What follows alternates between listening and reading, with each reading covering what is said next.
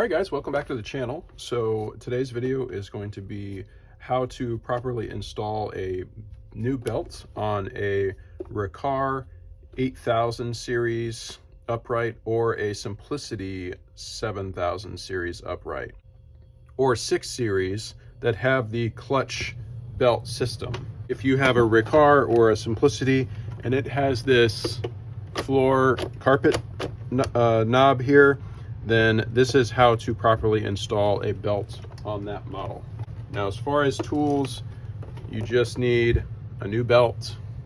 You need probably a Phillips screwdriver. In some cases, you don't need any tools. And then a good pair of hands, strong hands. Sometimes this can be kind of tricky with as far as stretching the belt in place. So, all right, so this model has 2 screws that need to be removed to take the base plate off. Other models will have like a quick release. You just slide them over and then take the base plate off. And then just lift the base plate up. It's got a little lip here on the front, so it catches on the front there, so you just lift it up and pull it off that way. A couple things to point out here.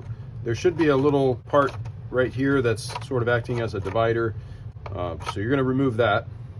And then we've also got this little linkage connection here, which is connected to that knob up top on the top of the nozzle, and that's controlling the pulley, and by moving a cam and engaging and disengaging the belt to the brush roll here. So this is the disengage, so this would be where the belt is spinning but the brush roll is not, and then this is engaged where the belt is spinning and the brush roll is spinning. So I like to just spin it so that the belt's kind of off to the side here, out of the way, so I can pull this linkage off, and I can just set it right there. And then now I'm going to lift the brush roll out of place.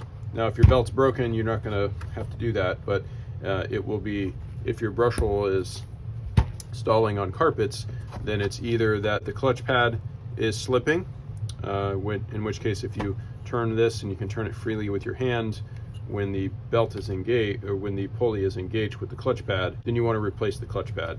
And I'll show that in another video. So you're going to get your new belt, and we're going to first install it down around the motor shaft. Okay, once you get it to that point, we're going to take our brush roll. Now this is the part that is easy to mess up.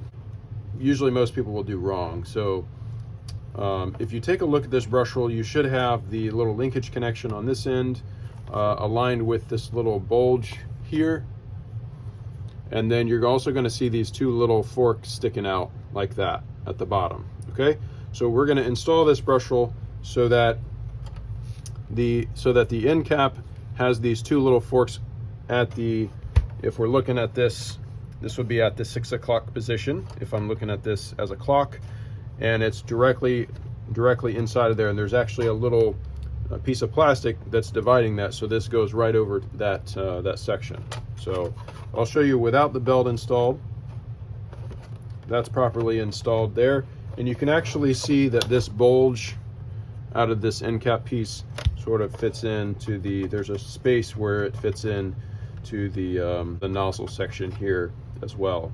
Okay, so what we're going to do is we're going to move our linkage out of the way. Sometimes you can kind of tuck it right like that, and then I'm going to stick my brush roll through the belt. And then if you watch how I do it, this is how I do it. You can maybe figure out a different way to do it, but I like to hold the brush roll with my index finger and my thumb, or both hands, and then use the other fingers to pull it and stretch this brush roll, stretch this belt as I'm lowering this, and then I'm going to use my other hand and make sure that it's aligned properly, just like that.